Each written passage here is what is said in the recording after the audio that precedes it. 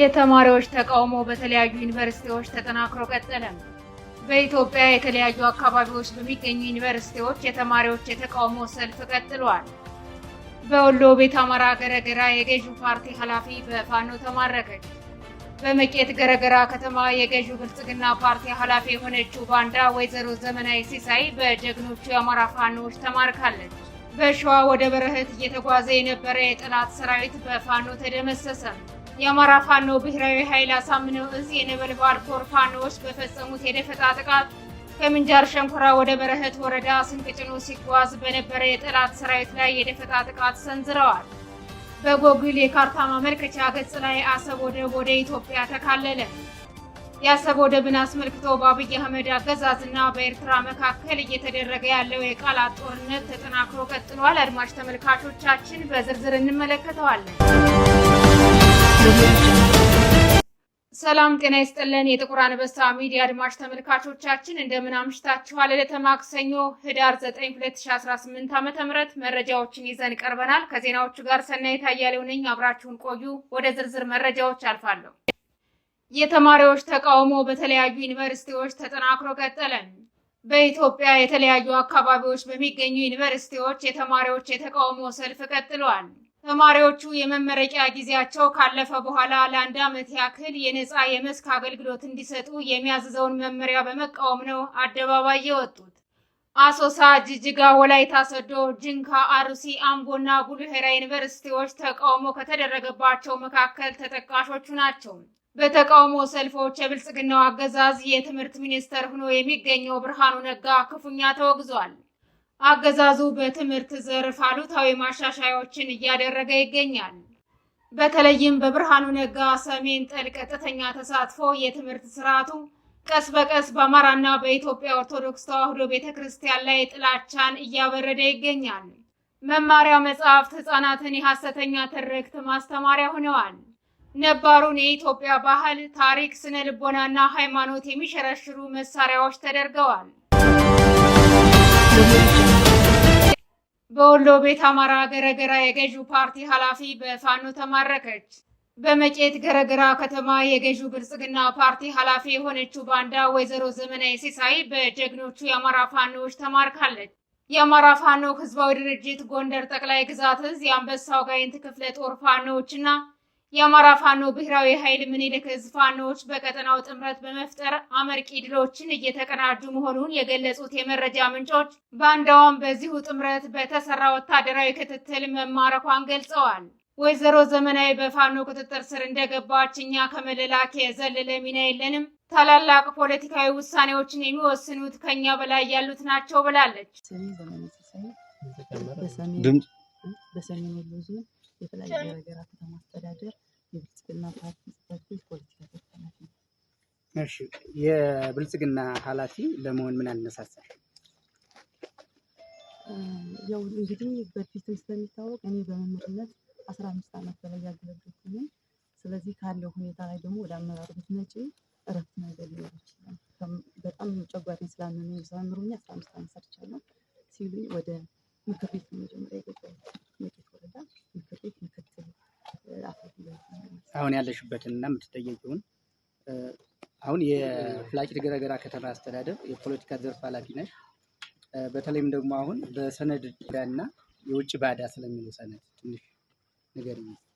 አይ በርዴ ዙሮኛ ዙሮ አንተም በፊትም ስለምታውቅ ዙሮ ማለት የሚመጣ ሰነድ ወስዶ ዝም ብሎ መተግበር ነው እንጂ እንደዚህ ነው ትንታኔ እኔ ልሰጥህ አልችልም። ያው እንደኛ ዝም ብለን አሁን የውስጥ ባንዳ የምንለው የእናንተን ነው፣ የውጩ ደግሞ እንትናን ህወሓትን ሻዕቢያን ነው እንጂ ስልጣናም አልተሰጠን። ሰነዱ ወረደ፣ ሰነዱን አዋዩ ተባለ፣ አዋይተናል። ማን ነው ይሄንን አድርጉ የሚላችሁ? ብልጽግና ከላይ አይደል የሚመጣው ፌዴራል፣ ከፌዴራል ወደ ክልል ይላካል፣ ከክልል ወደ ዞን፣ ከዞን ደግሞ ወደ ይወርድ። አሁን እናንተ አንቺን ጨምሮ አማራ ላይ የሞት ፍርድ እንደተፈረደበት ታውቂያለሽ አታውቂ? አማራ የሚባለው ማህበረሰብ እንዲጠፋ በሰነድ እናንተ በምታወርዱት ሰነድ ፕሮጀክት ተቀርጾለት እናንተ አስተግባሪዎቹ ናችሁ። አስተግባሪዎቹ እናንተ ናችሁ። አሁን ስለ ሌላው ብሔር የምናነሳበት ስነ ልቦና የለንም። አማራ እያለቀ ያለው በራሱ በአማራ ነው፣ በእናንተ ፈረስነት ነው። ስለዚህ ህሊናችሁ እንዴት ተቀበለ? ይሄን ነውስ በትክክልም አማራን የሚያፈርሳት ፋኖ ነው ብላችሁ ነው የምታምኑት? በእናንተ አረዳድ ያው መሰለህ ሴራ እንዳለ ሁላችንም እናውቃለን። ያው በላ ብለን ላድር ብለን ነው እንጂ ማለት ነው። በእርግጠኝነት የአማራ ክልል ወጣት እንዲያልቅ፣ አማራ ክልል በኢኮኖሚ እንዲወድም፣ አማራ ክልል በቃ ምድረ በዳ እንዲሆን እየተሰራ ያለ መሆኑን እናውቃለን። የሚገርም ግን እኛ ያ የተሰጠውን ተልኮ ላድር ለሎቱን በላ ብለን ግን ምን እናደርጋለን? እንደዚህ ነው እያለ የመጣውን ሁኔታ እየተቀበልን መሬት ላይ እንዲፈጸም እናደርጋለን እንጂ እኛ በእርግጠኛ ቁጭ ብለን እኛ ራሳችን በግል እናወራለን። ምንድን ነው የተሰራው ሴራ? በቃ በአማራ ላይ ሴራ ተሰርቶን እንዴት ፋኖ ወንድሞቻችን ናቸው፣ የሚሞጣው ፖሊስ ወንድሞቻችን ናቸው። ለምንድን ነው በሰላማዊ መንገድ ለምንድን ነው አማራ ላይ ተነጋግረን ችግሩን በሰላማዊ የማይፈታው? በእርግጠኝነት የመንግስት ሴራ ስላለበት ነው የሚል ስለታለን አንሰጣለን። የሚገርም ነገር ማለት ነው። ግን ያለበት ቦታ ስለሆነ የግዴታ ምን ትላለህ? እንደዚህ ነው የተሰጠውን ሰነድ ይተግበር ከመሬት ላይ ትላለህ። ስለዚህ አሁን ባለው በአንቺ ሂሳቢ በአንቺ አረዳድ አማራን እያጠፋው ያለው ማለት መንግስት የራስኛ የምንመራው እኛ ብልጽግና መንግስት ነው። ያው እኛ በሱ ስር ሆነን እያስፈጸምን ያለ ነው። እኛ እዚሁ ያለን እኛ የብልጽግና አመራሮች ብለን እዚያ ከተቀመጥ ቢያንስ ወንድሞቻችን ናቸው። ከወንድሞች ጋር ሆነን ማን ነው ይሄን እየሰራ ያለው ሴራው የት ነው የሚለው አውቀን ተርስተን ከእናንተ ጋር ሆነን የታገሩ ነገር የምታገኝ ነበር። ግን ያው ወድ ስለሆነ አድርገን እያስፈለገ ነው እንጂ እኔ ከምሬ ልንገርህ አንጀቴ ማለት ነው ከህሊናዬ ብዙ አድርግ። አሁን ወደ የት እየሄድሽ ነው? እንዴት እንደተያዝሽ ጉዞ እንዴት እንደጀመርሽ የት ቦታ እንደተያዝ እሱን እስኪ ገለጽ ነው። አሁን እየሄድኩኝ ያለሁት ወደ ባህር ዳር ነው። ጎጎብ ላይም አለ ተብሎ ወፍ የሚቆርጥ እዚያ ባህር ዳርም አንዲት ሴት አለ ሲባል ያንን ልታይ ነበር ሄድኩት እና አሞኝ ስለነበር ተሸካፍኝ ጮጮ ከዚያ ላይ ነው የተያዝኩት። ጮጮ ድልድዩ ላይ ነው የተያዝኩት። ድልድዩ ላይ የኛን ክልል ለፍ ብለን ጮጮ ድልድዩ ላይ ነው። ሌሎች የወረዳ አመራሮች አጠቃላይ የብልጽግና አመራር አሁን የት ነው ያሉት? እሱማ ሄደዋል ስብሰባ ተጠርቶ። አንቺ ለምንድን ነው ስብሰባ ላይ የቀረሽው? እኔማ በቀደም ተጣልተን ከከንቲባው ጋር እና ከአደረጃጀቱ ጋር እሷ አታስፈልግም አንዳንድ ነገርም የሰማንባት ስለሆነ መታገድ አለባት ብሎ አግዶ ላኩ። በሸዋ ወደ በረኸት እየተጓዘ የነበረ የጠላት ሰራዊት በፋኖ ተደመሰሰ።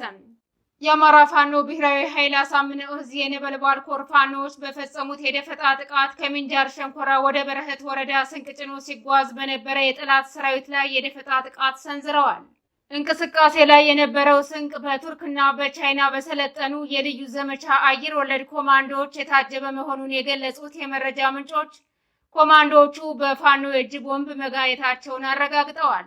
ጥቃቱ የተፈጸመው በሁለት ኦራል ተሽከርካሪዎች ተሳፍረው እየተጓዙ በነበረበት ወቅት ነው። በተያያዘ ዜና በምዕራብ ጎጃም ዞን አብደጎማ ቀጠና በፋኖ ኃይሎች ከፍተኛ ሽንፈት ያስተናገደው ሰራዊቱ ንጹሃኖችን በግፍ መረሸኑን የመረጃ ምንጮቻችን ተናግረዋል።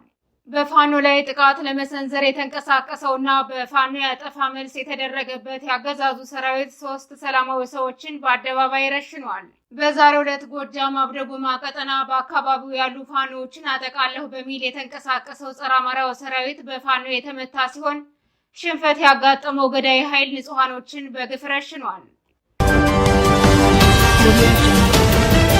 በጎግል የካርታ ማመልከቻ ገጽ ላይ አሰብ ወደ ኢትዮጵያ ተካለለ። የአሰብ ወደብን አስመልክቶ በአብይ አህመድ አገዛዝና በኤርትራ መካከል እየተደረገ ያለው የቃላት ጦርነት ተጠናክሮ ቀጥሏል። በሁለቱም በኩል ተኩሱን ለማስጀመር ወታደራዊ ቅድመ ሁኔታዎችን እየሰሩ መሆናቸውን የመረጃ ምንጮች ጠቁመዋል። ወታደራዊ ውጥረቶች በቀጠሉበት በምዕራባውያን ባለቤትነት በሚንቀሳቀሰው ጎግል የካርታ ማመልከቻ ገጽ ላይ የአሰብ ወደብ የኢትዮጵያ አካል ሆና ኢትዮጵያ ከቀይ ባህር ተገናኝታ ሰፍራለች። ይህ በእንዲህ እንዳለ በጀነራል ሐምዳን ደጋሎ የሚመራው የሱዳን ፈጥኖ ደራሽ ኃይል በእንግሊዝኛ ምህጻሩ RSF በቤኒሻንጉል ጉሙዝ መስተዳድር ሰራዊት ማሰልጠን ጀምሯል። የስልጠናው ሎጂስቲክስ በተባበሩት አረብ ኤሚሬትስ የተሸፈነ ሲሆን የበርታ ተወላጅ ኢትዮጵያውያን የRSF ወታደሮች መሆናቸውን የመረጃ ምንጮች አረጋግጠዋል። የአብይ አህመድ አገዛዝ በበኩሉ ከኤሚሬትስ ትዕዛዝ በመቀበል የRSF አጋዥ ሆኗል። ከዱባይ ለፈጥኖ ደራሽ ኃይሉ የሚላኩ ቁሳቁሶች ወደ ሱዳን የሚደርሱት በአዲስ አበባ በኩል ስለመሆኑ ምንጮች ገልጸዋል። የተወደዳችሁና የተከበራችሁ አድማጭ ተመልካቾቻችን ለዛሬ ያዝንላችሁ መረጃዎች እነዚህን ይመስሉ ነበር። የዩቲዩብ ቻናላችንን ላይክ፣ ሼር፣ ሰብስክራይብ እንድታደርጉ በአክብሮት እንጠይቃለን።